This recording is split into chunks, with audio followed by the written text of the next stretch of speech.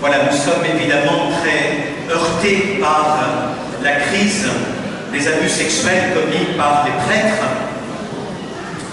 Il y a quelque chose d'insupportable qui heurte notre sensibilité. Nous ne comprenons pas comment est-ce que l'on a pu en arriver à de tels actes et comment l'Église, pendant longtemps, a caché, a gardé sous silence ces faits très graves qui ont blessé, abîmé des vies qui aujourd'hui s'expriment et que l'Église prend soin maintenant d'accompagner, d'écouter.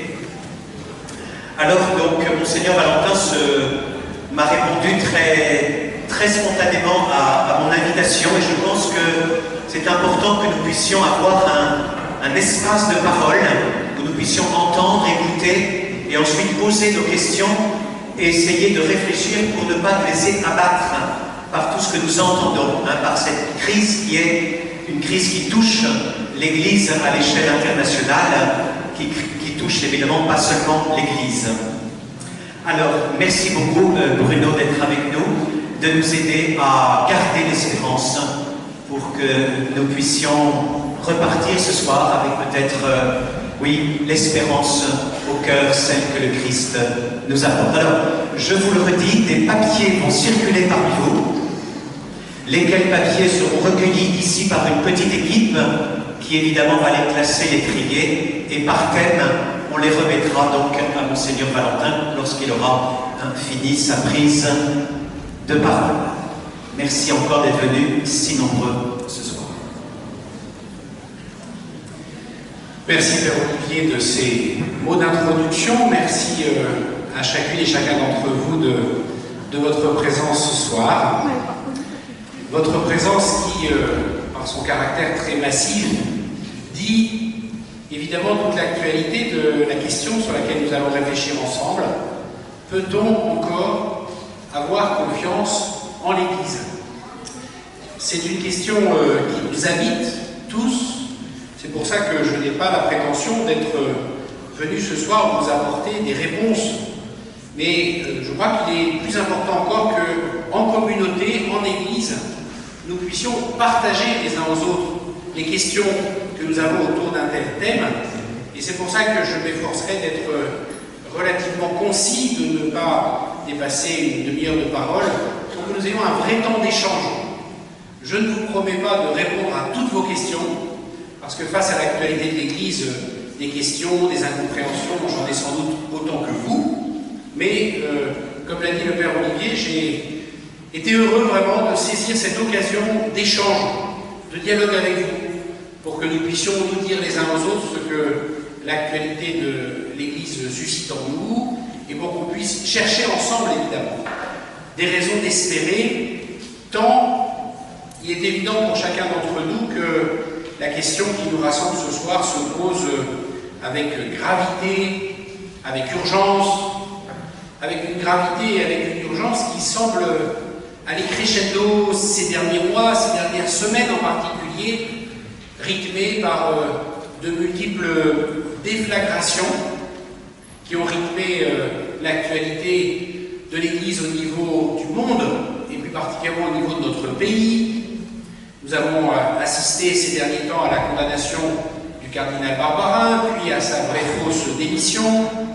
Nous avons tous eu connaissance de ces révélations abracadabrantesques sur les attitudes du nonce apostolique à Paris.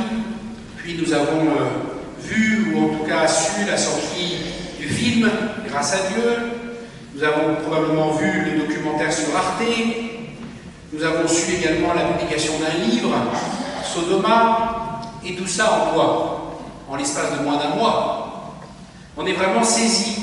On est saisi dans un moment d'avalanche, de déflagration en chaîne, qui évidemment nous met tous dans une sorte d'état de sidération. Quant à moi, la semaine où a été prononcée la condamnation du cardinal Barbarin par le tribunal correctionnel de Lyon, qui était également la semaine de la diffusion sur Arte du documentaire sur différentes formes d'abus sexuels subis en particulier par les religieuses, je me trouvais à Assise, en compagnie d'un bon nombre des diacres permanents de notre diocèse, dont 2 des diacres de votre paroisse.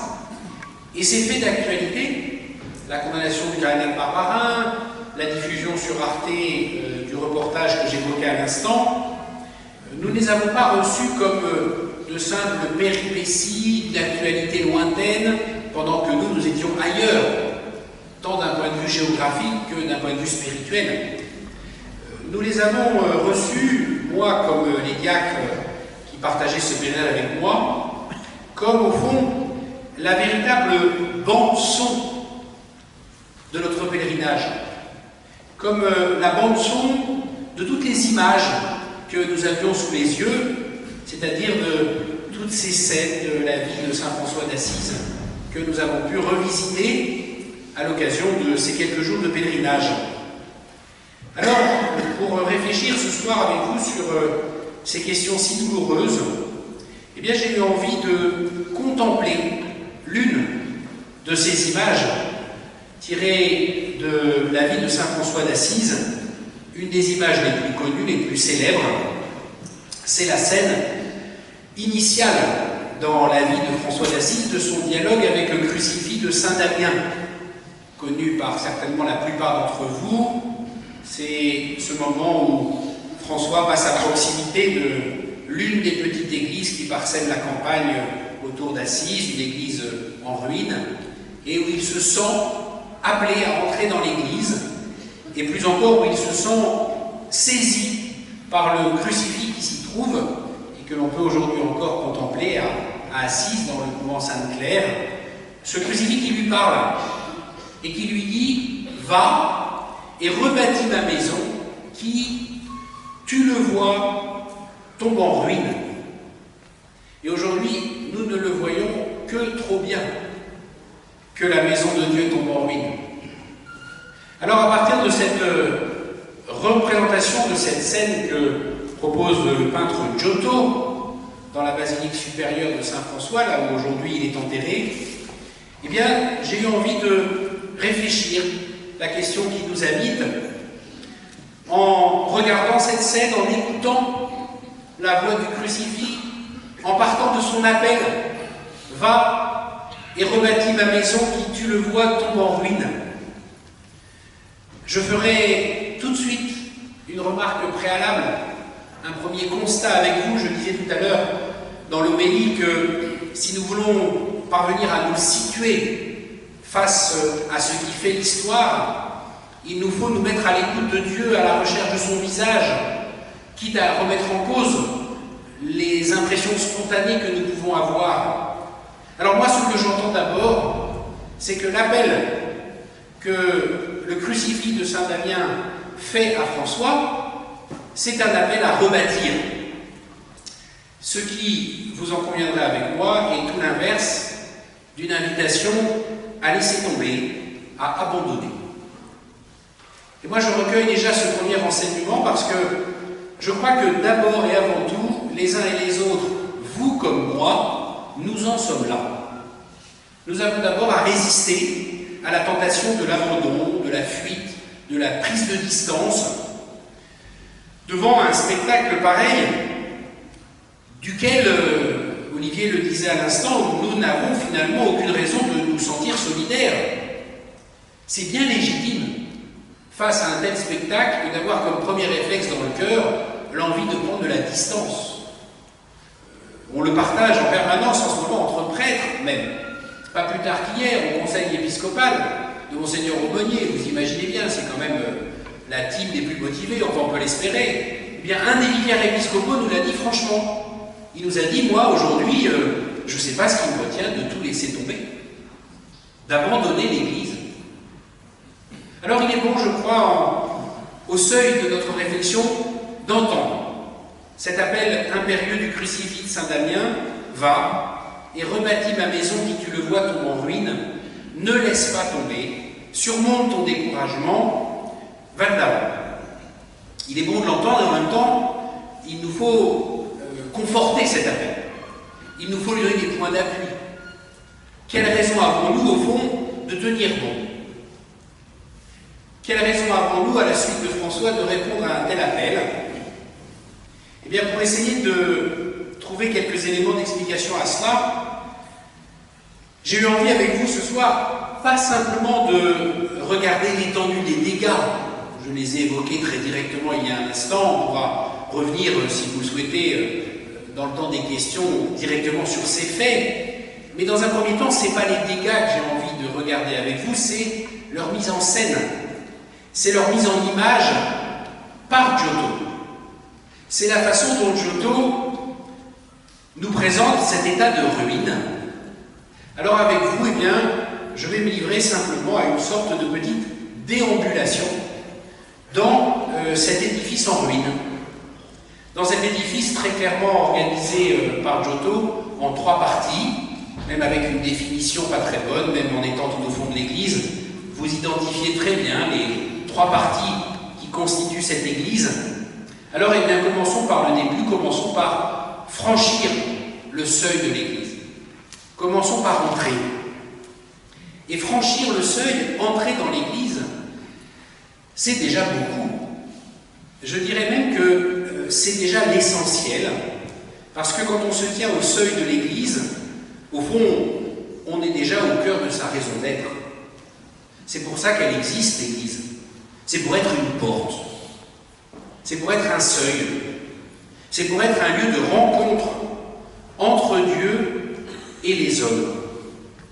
Et d'ailleurs, c'est comme ça que le Concile Vatican II, vous le savez, a défini l'Église dans la Constitution Lumen Gentium en disant « L'Église est dans le Christ, en quelque sorte, le sacrement, c'est-à-dire à la fois le signe et le moyen de l'union intime avec Dieu et de l'unité de tout le genre humain. » L'Église existe pour être ce trait d'union, ce passage de Dieu à l'homme et de l'homme à Dieu. Et d'ailleurs, c'est pour ça qu'on l'appelle l'Église, puisque en grec, ce mot-là, ecclésia, ne veut rien dire d'autre que rassemblement.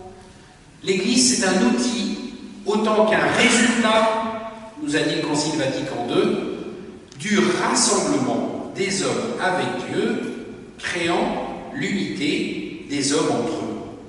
Or, je constate avec vous, sur cette fresque de Giotto, que le porche est totalement détruit. C'est dans cet édifice ce qui est le plus en ruine. Et c'est tout à fait ce que nous constatons actuellement. C'est tout à fait ce dont nous sommes tous les témoins. En tout cas, c'est ce que nous ressentons. Ce qui est d'abord, finalement, en ruine aujourd'hui, c'est notre capacité à attirer et à accueillir, au fond. C'est notre capacité à donner envie. Le premier cercle tient bon, parce qu'ils sont fidèles, parce qu'ils sont motivés, parce qu'ils tiennent au Christ plus qu'à l'Église, au fond. Mais qu'est-ce qu'on a encore d'attirant? Qu'est-ce qu'on a encore de crédible? Ce qui est pour l'essentiel détruit aujourd'hui, c'est notre capacité à donner envie au monde de venir rencontrer Dieu dans l'Église que nous sommes. C'est notre crédibilité, au fond, qui est en ruine. Nous le mesurons bien, même si il faut sans doute, pour voir les choses en toute vérité, dépasser ce qui nous apparaît comme une évidence massive, voir un peu autre chose. Moi, je suis convaincu de ce que je suis en train de vous dire, et en même temps, je ne peux pas ne pas constater que 164 adultes, demain, dans toutes les paroisses des Yvelines, comme dans la vôtre pour quelques-uns, vont vivre leur premier scrutin. 164 adultes qui, eux, sont encore dehors et qui font le choix d'avancer vers le baptême dans 3 semaines.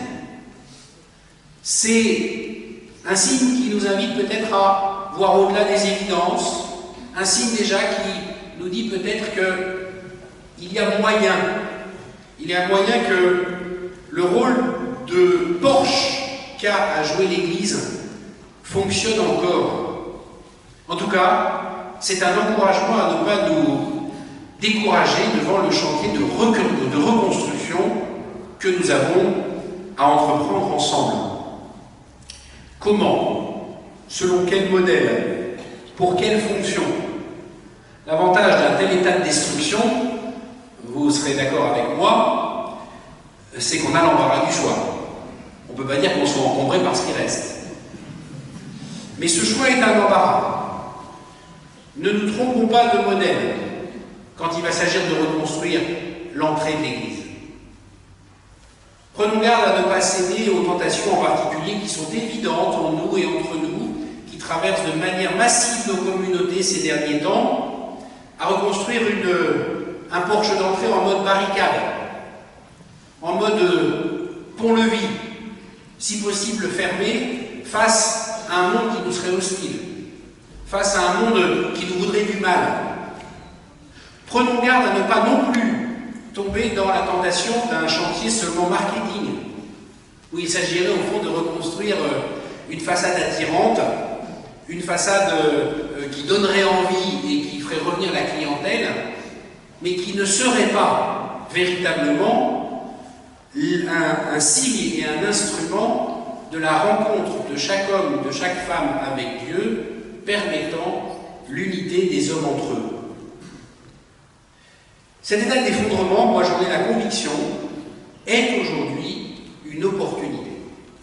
Pour peu qu'on se garde des risques, je viens de les évoquer, je viens d'en nommer deux, qui s'attachent à ce chantier de reconstruction, nous avons dans cet état même d'effondrement une véritable opportunité, l'opportunité de reconstruire autrement notre manière de faire l'Église, notre manière de vivre en Église, notre manière d'être l'Église, de reconstruire d'une manière qui donne envie d'en savoir plus, parce qu'elle donne à voir, elle offre à partager la vie de Dieu, elle témoigne de l'authenticité de notre vie avec le Christ.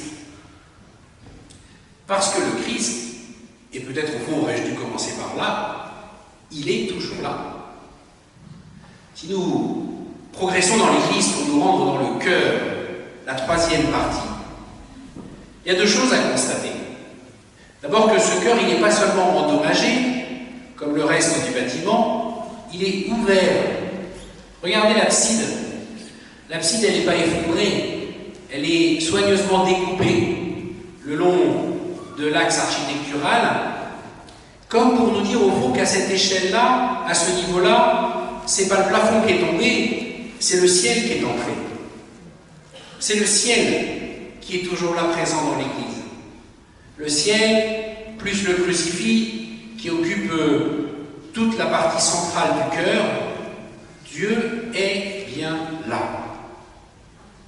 Dieu est bien là, et de tout son cœur, de toute sa générosité, de toute son espérance, c'est vers lui, de manière évidente, que François tourne son regard, appuyé encore par le mouvement de ses mains. Suivons l'exemple de François. Entrons nous aussi dans une vision théocentrique, si on veut comprendre quelque chose à ce qui est en train de se passer, et surtout si on veut comprendre là où il faut qu'on aille maintenant. Adoptons une vision théocentrique de l'Église, c'est-à-dire une vision du point de vue de Dieu, avant que d'essayer de la lire du point de vue des hommes. Et ça, c'est pas facile. Ça demande des lectures qui ne soient pas simplement les médias mainstream, parce que qu'est-ce que vous voulez, vous ne pouvez pas demander à BFM TV de vous parler de l'Église d'un point de vue théocentrique. C'est pas qu'ils veulent pas, c'est que c'est pas leur boulot. Nous, chrétiens, si on veut réfléchir intelligemment, c'est-à-dire complètement sur ce qui se passe en ce moment, il n'y a pas besoin d'éteindre BFM TV, mais il faut lire autre chose, il faut regarder autre chose. Il faut lire et, plus encore, partager les uns avec les autres des éléments de réflexion qui ne nous laissent pas simplement sur un plan unilatéral de réflexion, l'Église comme une institution, l'Église à partir des jeunes pouvoirs qui l'habitent, l'Église vue à partir de critères uniquement humains, mais qu'il faut croiser ces considérations qui sont des plus légitimes d'un regard de foi. Il faut essayer de comprendre au fond l'Église vue de Dieu. Il faut se rappeler que si nous pouvons prétendre au titre de peuple de Dieu, ce titre ne veut pas dire propriétaire de Dieu, mais propriété de Dieu. Si nous pouvons prétendre, et le pape François en a fait une de ses expressions favorites, vous le savez, pour parler de l'Église, à être le peuple de Dieu, c'est d'abord parce que c'est lui qui a pris l'initiative de nous rassembler. Ça n'est pas vous qui m'avez choisi, dit Jésus à ses disciples, c'est moi qui vous ai choisi et qui vous ai appelé pour être mes amis. À lui, l'initiative de notre constitution en Église. À lui, l'origine de notre organisation fondamentale, de ce qui nous structure et nous fait vivre. Parce que, avant que de vivre des règles que nous pourrions aller et que nous devrons aujourd'hui aller chercher dans le bien fonctionnement des États, des entreprises, et avant que de nous nourrir, je dirais, de la sagesse organisationnelle des hommes, nous avons à repartir de la façon dont Dieu lui-même a pensé son Église. Les sacrements, la parole qui nous nourrit, comprendre ce que c'est qu'un baptisé, parce que c'est Dieu qui a voulu que nous soyons baptisés. Comprendre au regard d'un prêtre, au regard d'un baptisé, ce qu'est un prêtre, ce qu'est un diacre. Comprendre comment prêtre, diacre, baptisé, ensemble nous faisons l'Église. Ça, nous n'avons pas à l'inventer, nous avons à le recevoir. À le recevoir de Dieu lui-même, parce que c'est ainsi qu'il a voulu les choses. Je ne développe pas plus ce point particulier, puisque j'aurai l'occasion d'en faire l'objet d'une conférence de carême, pas plus tard que demain à la cathédrale Saint-Louis. Si vous voulez avoir la suite, vous pouvez me rejoindre. À Dieu l'initiative de notre appel, à Dieu l'initiative de notre organisation fondamentale, à Dieu l'initiative de notre mission. À quoi nous servons? À ce que Dieu veut que nous soyons, celle de la terre et lumière du monde. Le Père Olivier a dit que dimanche prochain, vous recevriez votre projet missionnaire. J'ai confiance, j'ai pas l'ombre d'un doute, dans le fait que ce projet missionnaire, il n'est pas le fruit d'élucubrations par lesquelles vous auriez finalement, à partir d'une page blanche, décidé de ce que vous voulez faire dans les années qui viennent.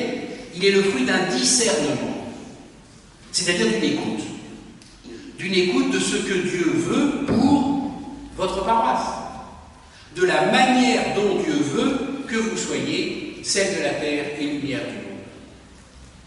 Nous sommes le peuple de Dieu, chers amis, et nous avons urgemment besoin de reprendre conscience, si nous voulons garder l'espérance, de cette présence de Dieu au cœur de son Église, parce que c'est en cela que l'Église est un mystère.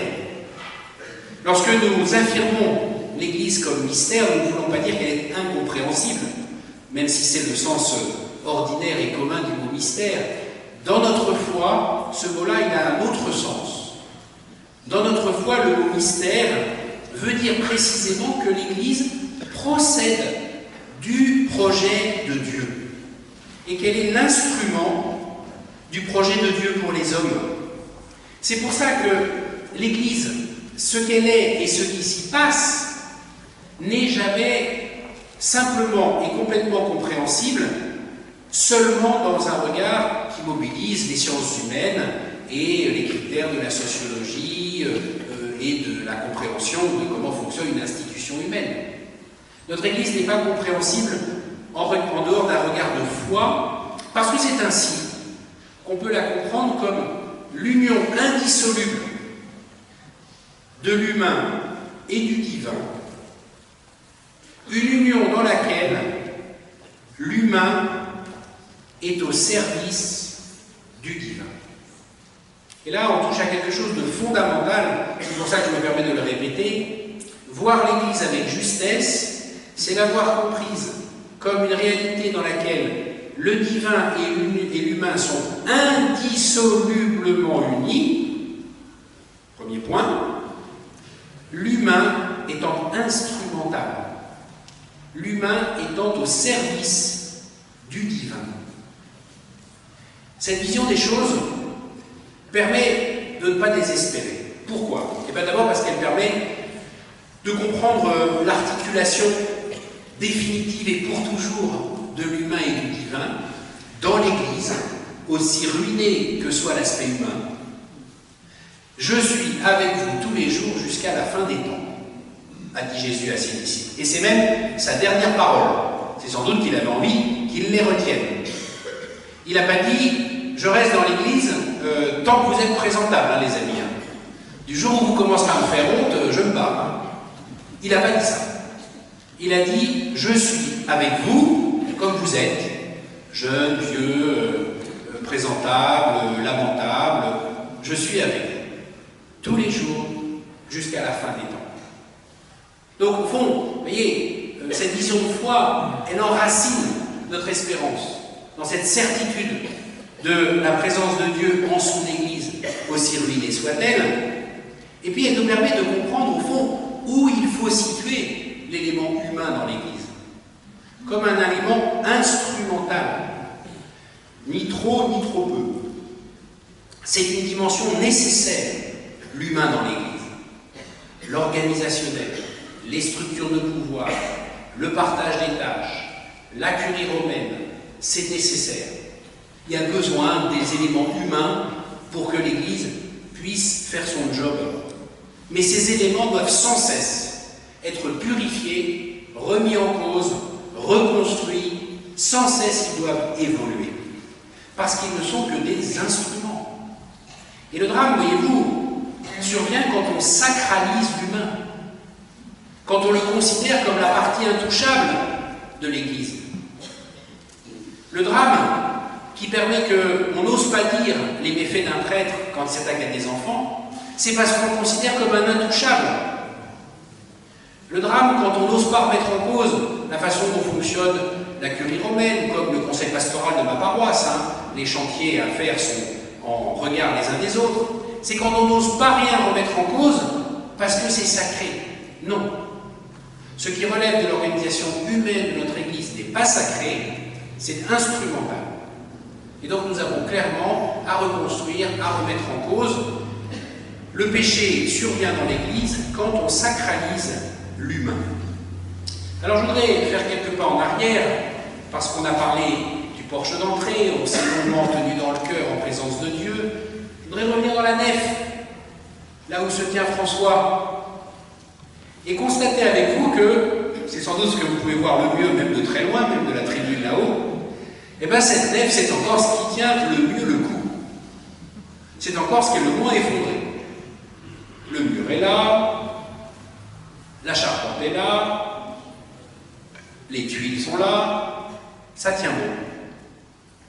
Moi, j'aime que tienne bon précisément la partie où François se tient en prière. Parce que je recueille de cette organisation des choses la conviction que c'est la solidité, la ferveur de notre prière qui nous permettra ensemble de dégager la force nécessaire pour que l'Église continue à tenir debout. Cette organisation d'espace nous rappelle que l'Église, elle est le fruit de la prière.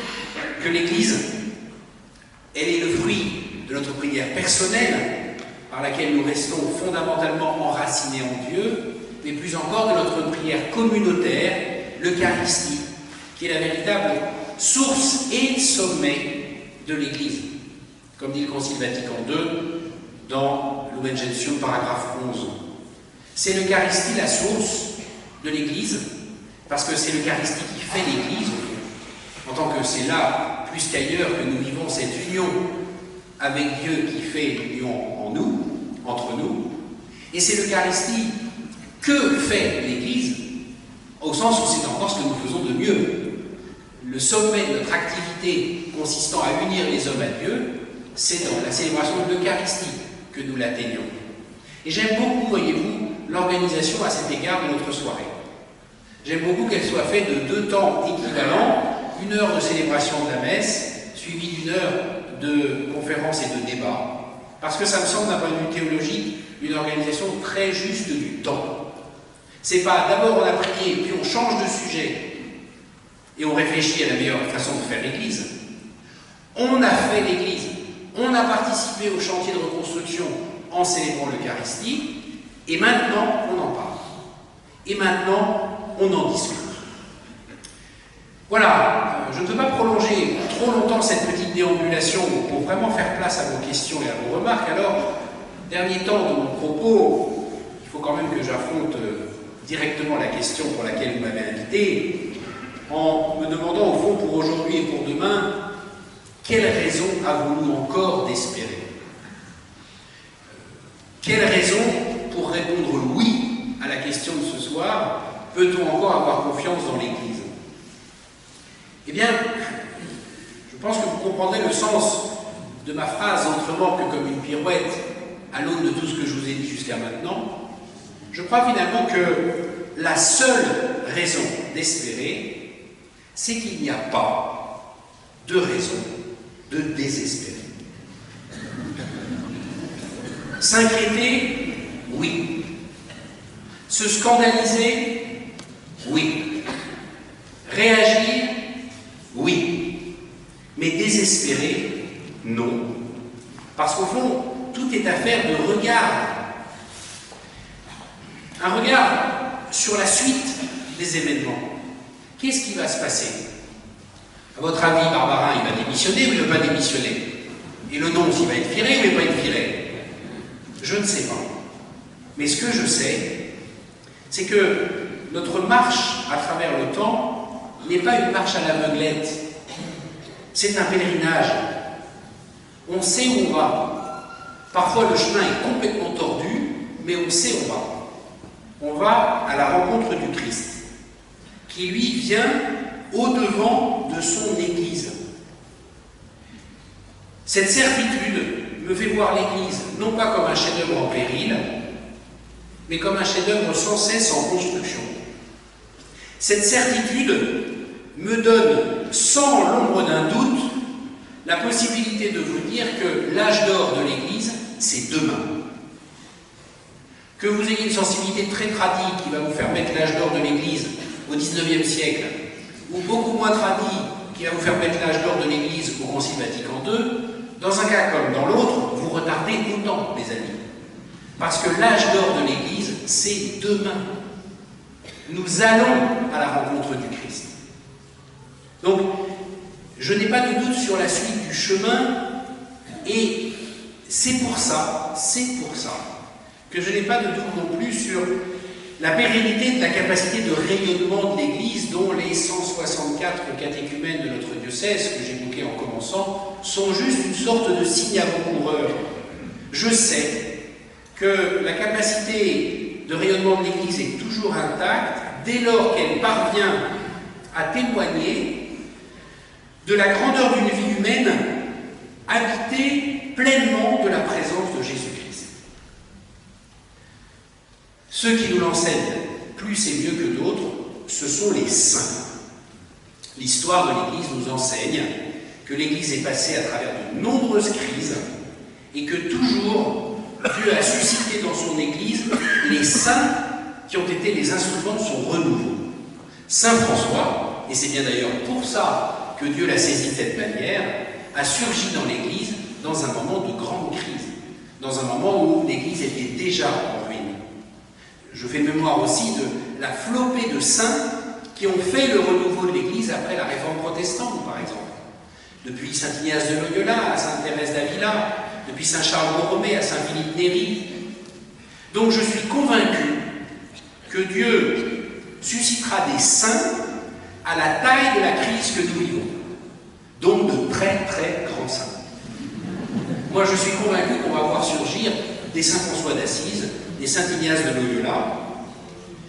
C'est ma conviction, c'est un optimisme qui n'est pas un angélisme. Soyons bien clairs que je sais, et je le regarde avec beaucoup de gravité dans ma responsabilité propre d'évêque, qu'aujourd'hui les défis sont réels, que nous avons à les aborder dans un grand esprit de responsabilité, mais dans un regard de foi. Un regard de foi qui donne sens à ce moment de pauvreté dans lequel nous sommes tous plongés, un regard de foi qui nous permet de voir en face, de ne pas le nier, de ne pas le cacher, mais de voir en face ce mystère du mal qui au fond se manifeste de manière flagrante en nous comme tout autour de nous. C'est ce regard de foi qui permettait à un homme comme Paul VI, au plus profond des turbulences de l'après-concile, que de s'écrier devant tous les cardinaux réunis « Quel cadeau nous a fait le Seigneur en nous donnant l'Église ?» Elle est le projet visible de l'amour de Dieu pour l'humanité. J'aime l'Église, ma mère. Je vous remercie.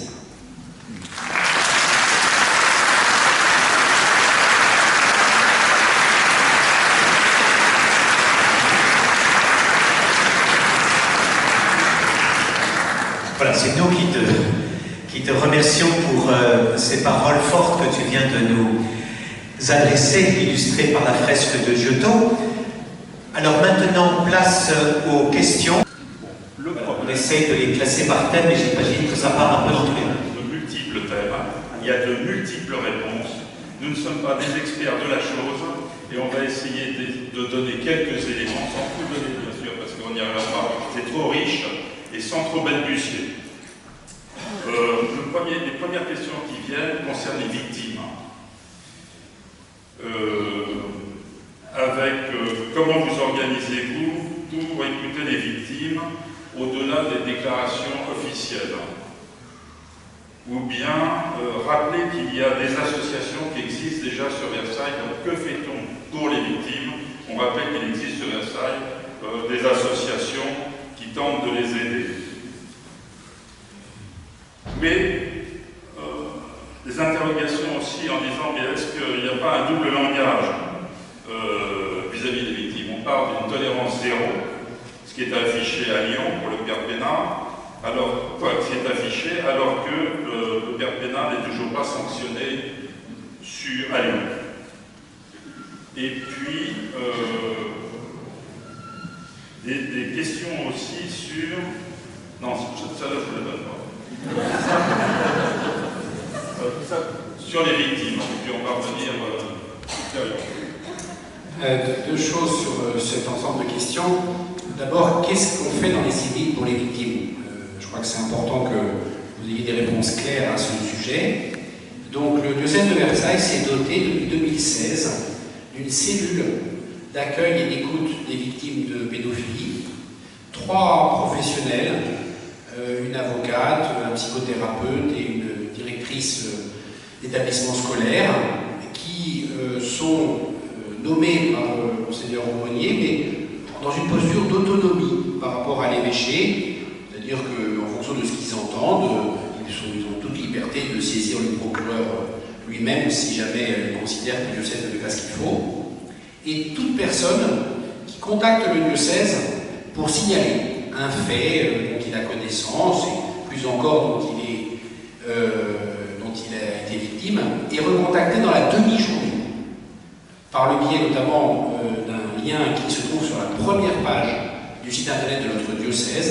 Toute personne qui se signale est recontactée dans la demi-journée pour avoir, selon son choix, soit un contact direct avec l'évêque, avec le vicaire général, soit un contact direct avec la cellule d'écoute des victimes, l'un proposant ensuite la mise en relation avec l'autre. Voilà.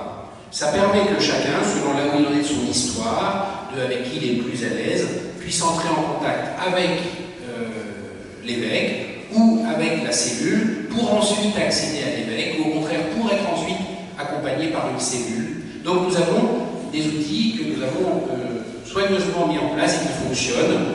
J'ai réuni la cellule pas plus tard que samedi dernier pour faire le point de la situation de leur activité. Nous avons ce dispositif d'accueil des victimes dans le diocèse de Versailles qui fonctionne et qui n'est pas exclusif, ça a été rappelé, de démarches plus associatives, donc plus indépendantes de l'Église en tant que telle, et c'est très bien. C'est très bien. L'important, c'est les victimes. Donc selon la manière dont elles sentent pouvoir prendre la parole, selon la manière dont elles se sentent pouvoir être en capacité de s'ouvrir, qu'elles préfèrent la voie institutionnelle via le diocèse et sa cellule d'écoute, ou qu'elles préfèrent la voie associative, c'est leur plus grande liberté qu'il convient de respecter. L'important, c'est qu'elles puissent être prises en charge et écoutées. Alors, le deuxième point, le double langage, je trouve que cette question est très intéressante parce que la manière dont vous l'avez illustrée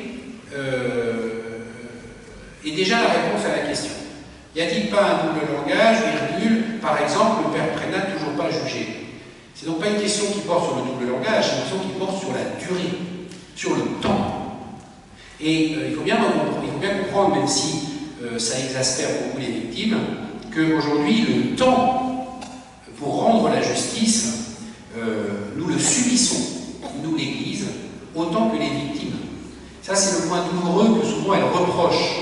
Nous avons un cas très concret dans le diocèse de Versailles, d'une enquête préliminaire, je dis bien une enquête préliminaire, c'est-à-dire plainte, à propos de laquelle le procureur saisit la police pour faire une enquête avant qu'il ne décide, lui, le procureur, de la suite à donner.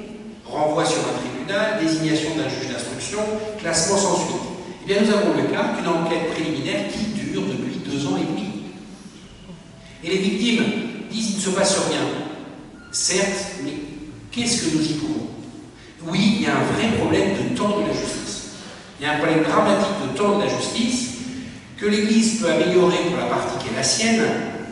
Et en même temps, attention, avec les moyens d'amélioration qu'on pourrait trouver, de ne pas nourrir justement les critiques qui nous sont faites. Parce qu'aujourd'hui, la règle, c'est que les procès d'Église, les procès canoniques, suivent les décisions de justice.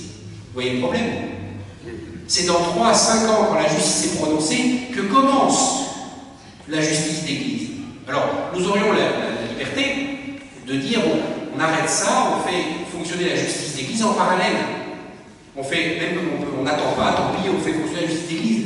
Mais là, on retombe dans le risque inverse, qui est de dire l'Église fait sa cuisine dans son coin, règle ses problèmes, et ne se soumet pas à la justice.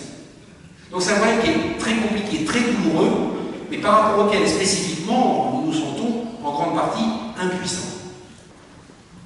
Alors, parole.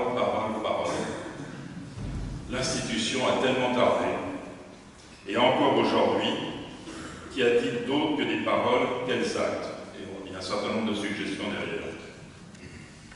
Sur l'institution, encore. Ouais. Les évêques ne cherchent-ils pas avant tout à protéger l'institution et de ne pas sanctionner les prêtres? Alors, dans les moyens probablement à mettre en œuvre, une structure de contrôle sera-t-elle prévue? Toute organisation connaît un système d'audit, de contrôle en interne. Qu'est-ce qui peut se faire? Le temps que vous apportez la suite, je donne quelques éléments de réponse à ces questions. Est-ce que les évêques n'ont pas cherché à préserver l'institution plus que les victimes? Ben oui, bien sûr. C'est bien ça le scandale. C'est bien ça le scandale, évidemment. C'est bien ça qui s'est passé. Ce serait honteux aujourd'hui encore de continuer à le nier. C'est bien ça le scandale, et c'est ça qu'il s'agit de réformer, entre autres. Je crois que l'Église de France, depuis une dizaine d'années, se donne les moyens de changer d'attitude. C'est pour ça que je ne suis pas complètement d'accord avec le constat qu'aujourd'hui encore, il n'y aurait que des paroles, même si moi aussi j'aimerais que les choses aillent plus vite. Je vois quand même, c'est un fait, que le chemin de ces dernières années, ces derniers mois, est jalonné de faits. La mise en place de la commission Sauvé, par exemple, le fait d'avoir été chercher l'ancien vice-président du Conseil d'État pour lui demander de constituer une commission de 19 experts, tous les 19 indépendants de l'Église, pour ratisser la totalité des archives des diocèses de France, pour faire la vérité, une fois pour toutes, sur ce qui s'est passé depuis 50 ans, c'est un fait. Alors, est-ce que c'est trop tardif? Oui. Est-ce qu'il n'aurait pas fallu le faire plus tôt? Oui. Mais c'est un fait. Cette commission, elle existe, elle a commencé à travailler il y a 3 mois. Aujourd'hui, les médias nous ont dit que le pape avait démis le cardinal archevêque du Chili pour avoir couvert des prêtres pédophiles sous sa responsabilité immédiate. C'est un fait. Ça vient trop tard, il aurait fallu le faire plus tôt, sûrement, mais c'est un fait. Donc, parole, non. Je crois que les faits commencent. Il faut qu'il y en ait plus, il faut qu'ils viennent plus vite, mais les faits commencent. Les moyens à mettre en œuvre, des idées de moyens. Que faire? Que faire pour prévenir des agressions et gérer honnêtement tout ce qui est débordement? Me revient en tête votre autre question sur les structures de contrôle. C'est une piste très prometteuse.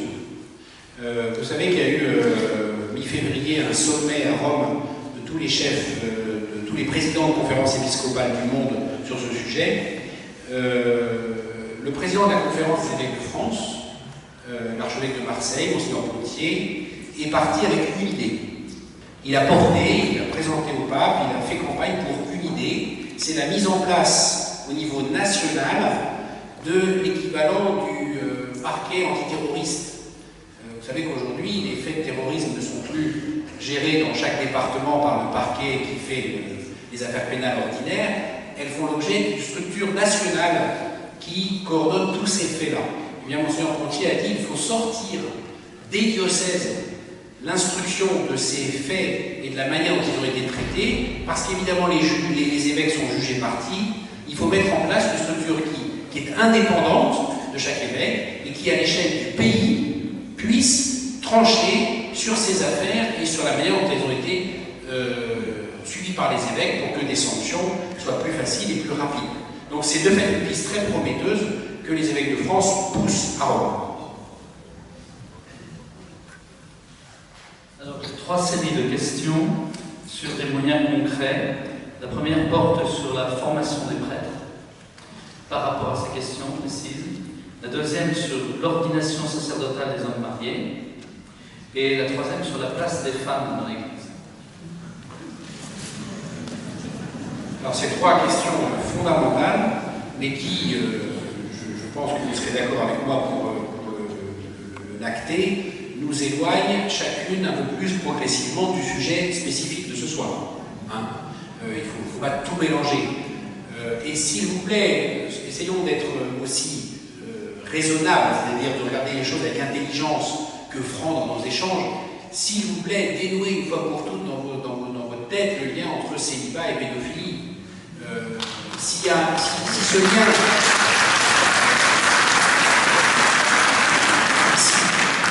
Si ce lien existait, les amis, il n'y aurait pas plus de 90% des faits de pédophilie jugés dans notre pays qui ont lieu en cercle familial. Il faut quand même juste voir les choses en face, vous voyez. Et moi, je ne vous cache pas que, personnellement, ce lien me révolte pour ce qu'il sous-tend de l'image de la femme. Parce que ça veut dire qu'il faudrait mettre aux côtés des prêtres des femmes qui soient d'abord des déversoirs de leur pulsion pédophile. Moi, je suis sincèrement choqué parce que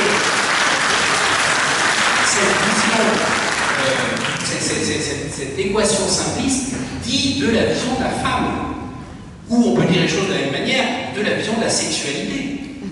Lier pédophilie et célibat, ça veut dire qu'on reconnaît la pédophilie comme une expression normale de la sexualité.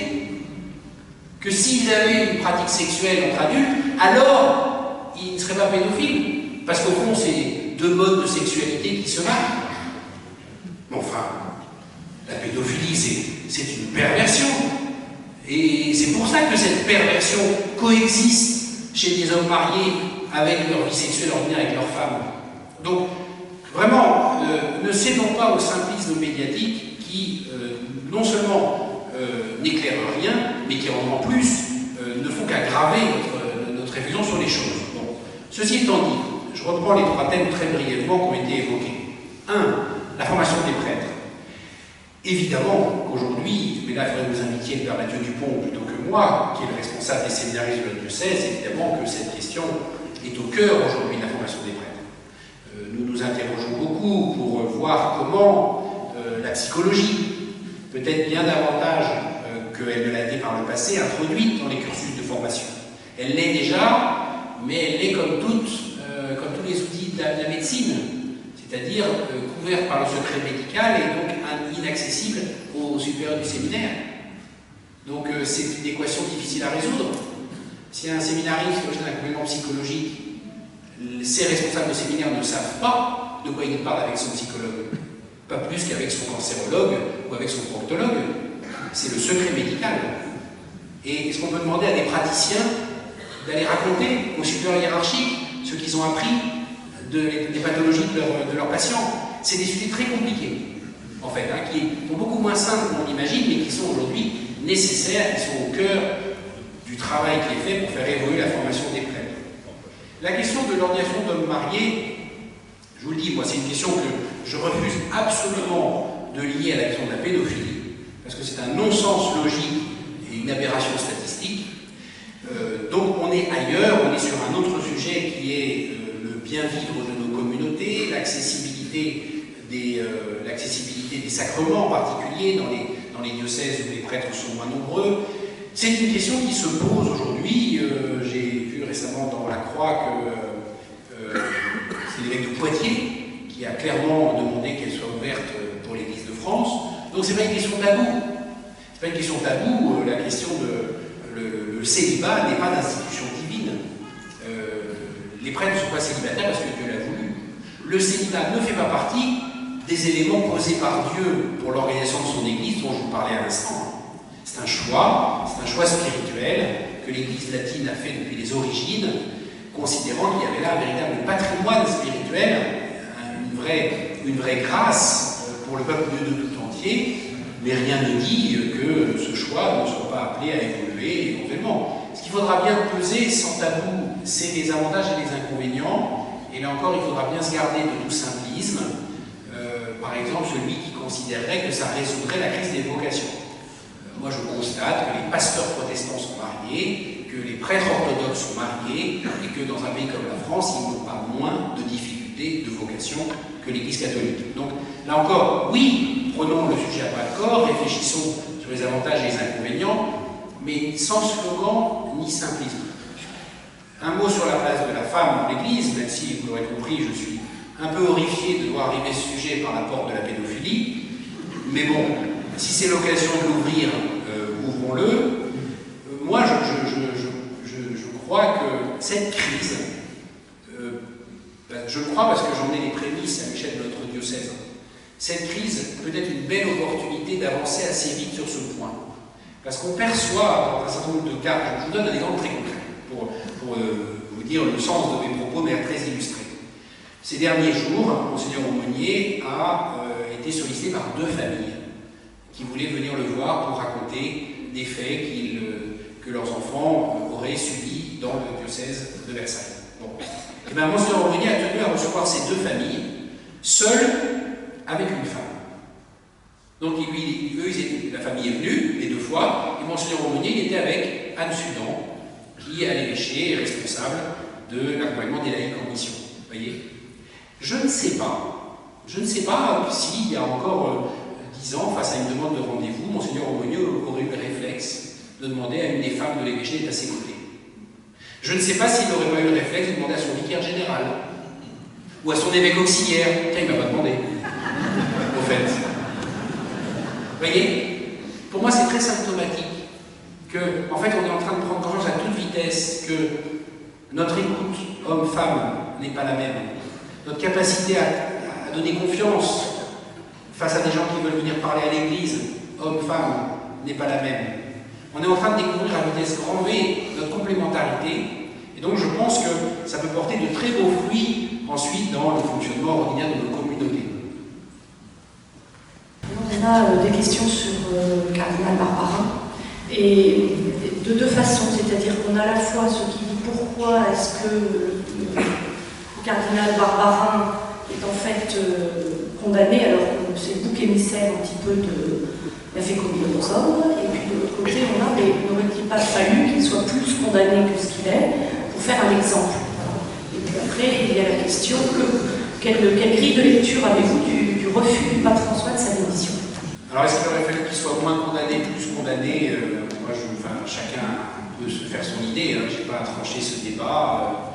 Je constate ce qu'a dit la justice française, je constate que la justice française elle-même conteste cette décision puisque le procureur a fait appel et pas simplement le cardinal Barbarin, parce que les juristes disent que sur ce point est soulevé un sujet très complexe de l'étendue de l'obligation de dénonciation, combien de temps après la majorité des victimes, enfin là il y a un débat de droit, il y a un débat de droit qui doit être tranché et moi j'accueillerai la décision finale de la Cour d'appel de Lyon comme elle sera. Je n'ai pas compétence pour trancher un débat de droit. Je crois qu'on est face à un débat de droit, d'abord, avant que d'être sur un débat de morale. Alors, quelle grille de lecture j'ai de la décision du pape? D'abord, je ne comprends pas bien. Voilà.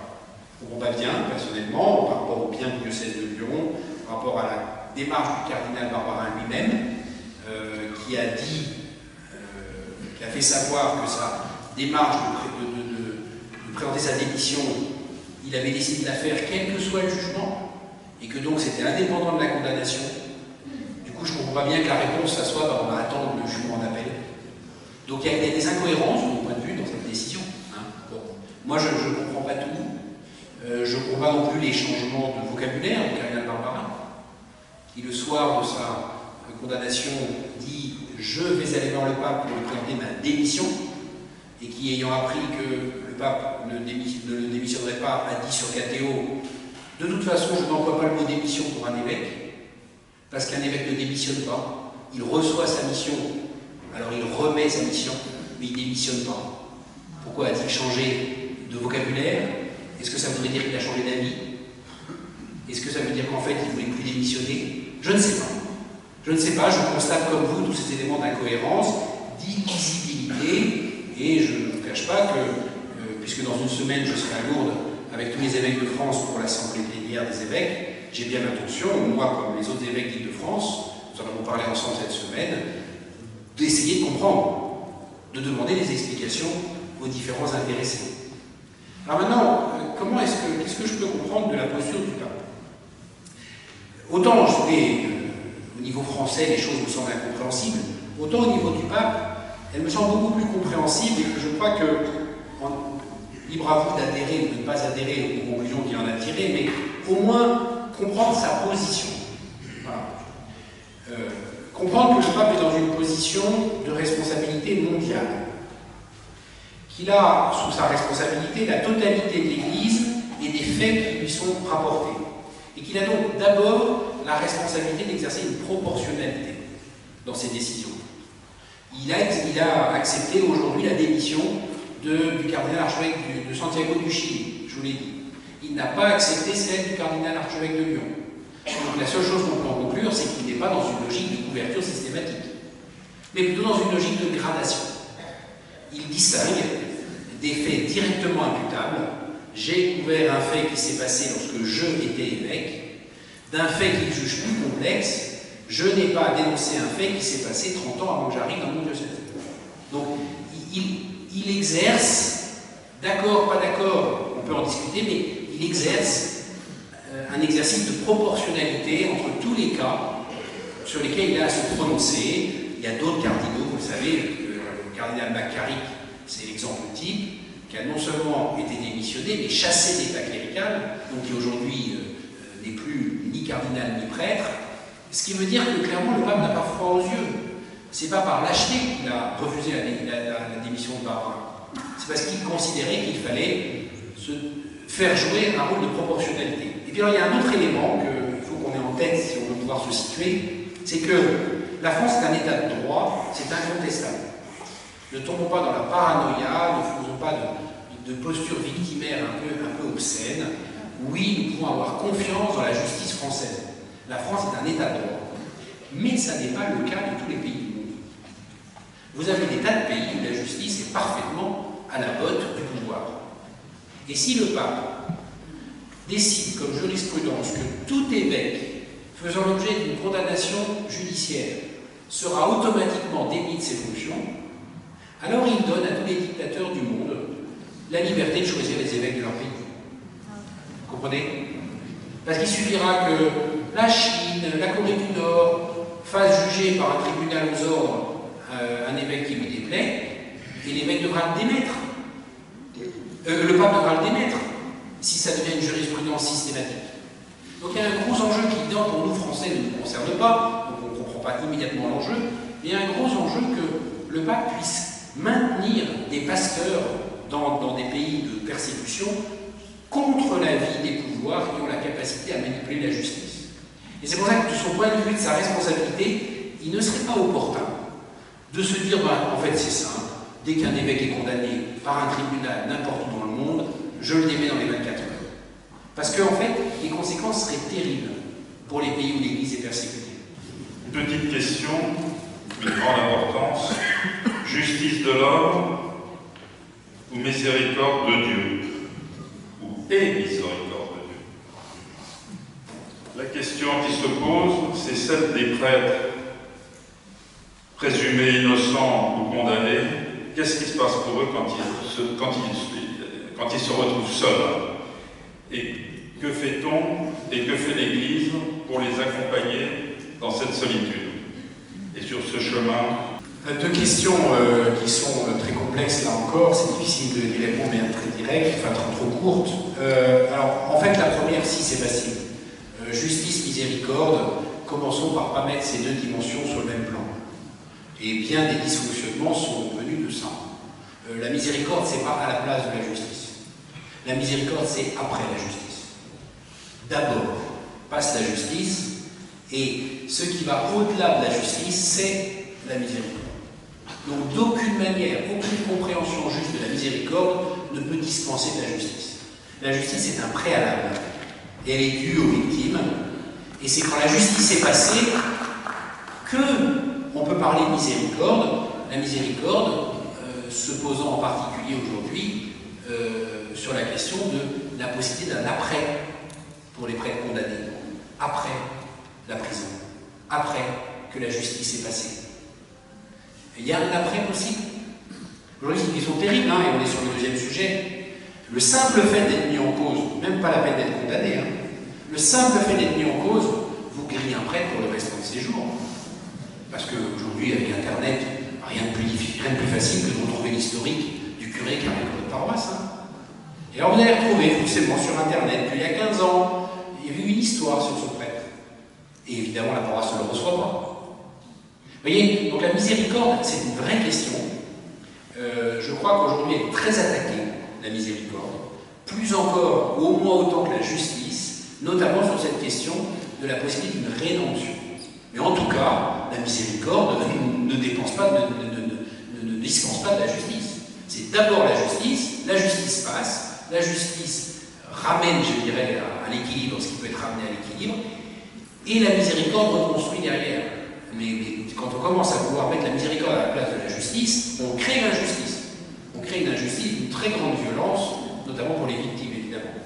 Alors, l'accompagnement des prêtres, leur solitude, les prêtres injustement condamnés, c'est un sujet de tous les instants, hein, pour les aumôniers comme pour moi, hein, parce que c'est vrai aussi que c'est ça qu'on est en train de vivre. Un cas c'est pris dans notre diocèse. Un prêtre de notre diocèse, qui est père de foyer de charité, le père François-Jérôme Leroy, foyer de charité de Blaye, sur le diocèse de Châlons en Champagne, accusé de pédophilie par un couple.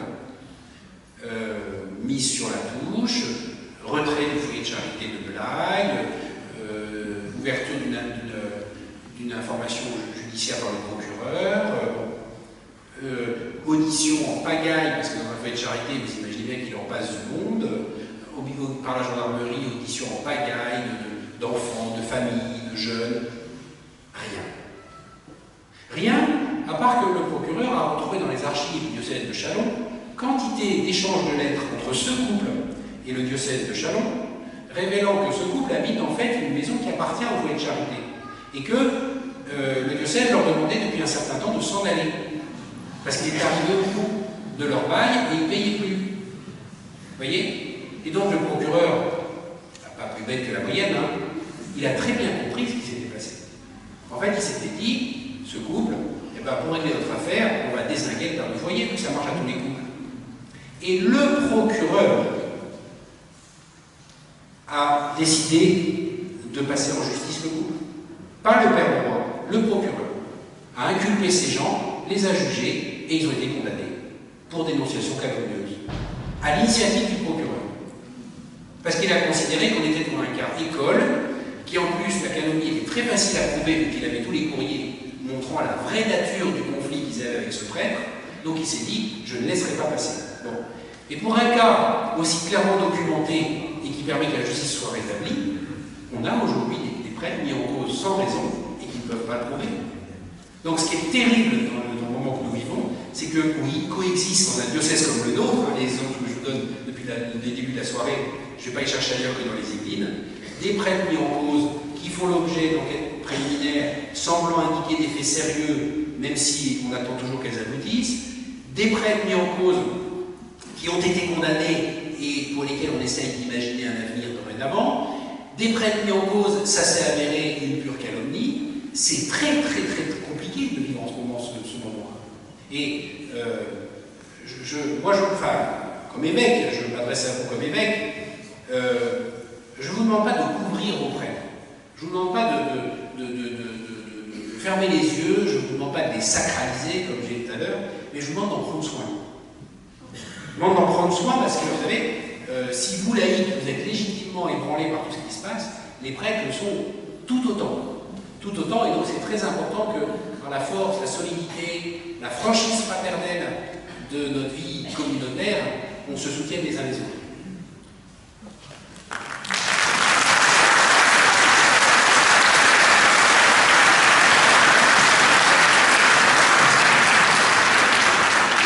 Alors, je crois que ce sera la dernière question, Monseigneur.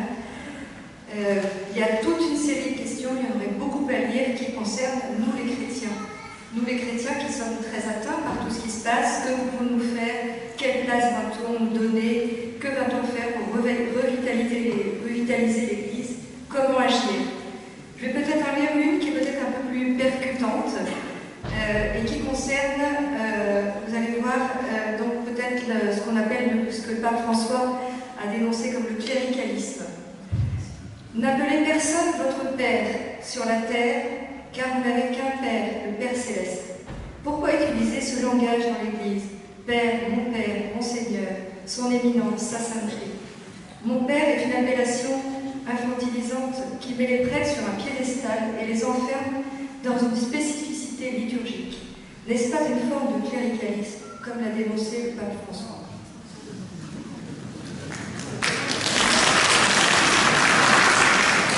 Alors, le cléricalisme sera l'objet de ma conférence demain à 16h à la cathédrale Saint-Louis.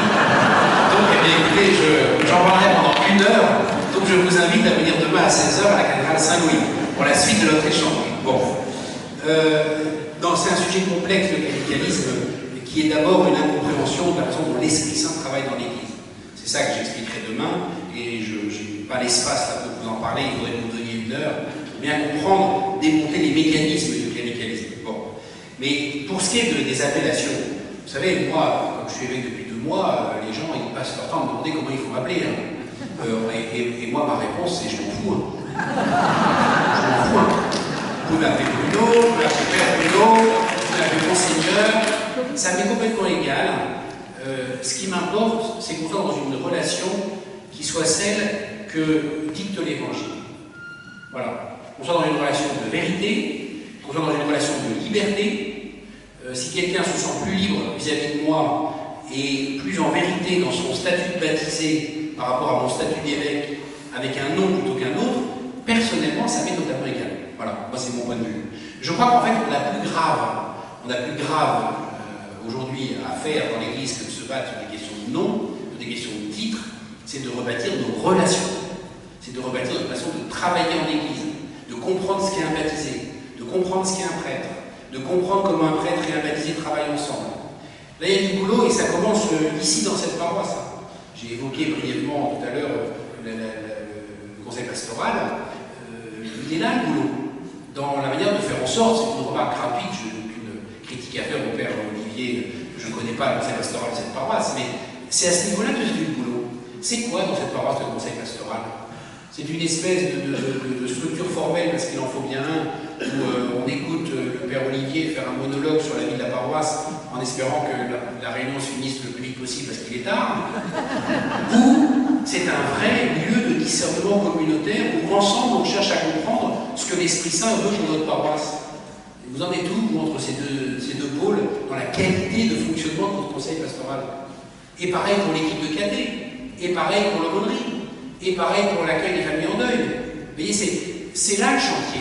C'est dans la reconstruction, la consolidation, la densification de la qualité de nos relations, de notre façon de vivre, de fonctionner et de travailler en Église. À l'aune de ce chantier,